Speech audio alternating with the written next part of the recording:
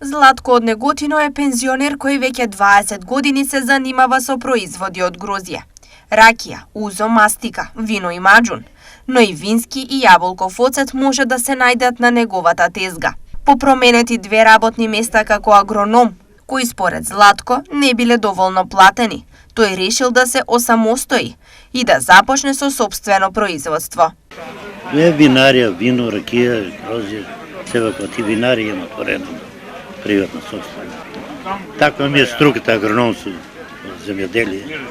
И лозе 2,5 хектар, 3 имаше, сега ги намали малко, неше да работат младинци и тоа. Златко вели дека што и да работише тешко, но олеснување е кога работата се сака. Па сега тешко е, секоја работа е тешка, меѓутоа мора, чим сме се нафатили, мора да работи. За жал, како и кај повеќето земјоделци, и кај Златко проблем е откупот. Вели годинава нудеа само 16 денари, што воопшто не е исплатливо, а подобра опција е сам да го преработиш. Гројство да го продаваш во винарска изба не е исплатливо.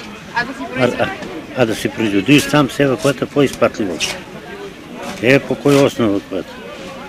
16 динара гројзе да му дадеш. И аргатинот взима за 6-7 сата, което и не бере ни по 600 кила, 700, треба да го бъде 1200 динара.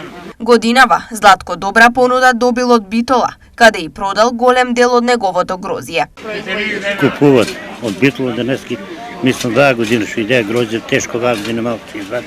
Таква беше времето на плането. По 30 динара го вземаш. Килто 30 динара, а не 16 динара да го взима и у кавадр да му го носи. Сепак, според потребите бараат и луѓето на пазарот.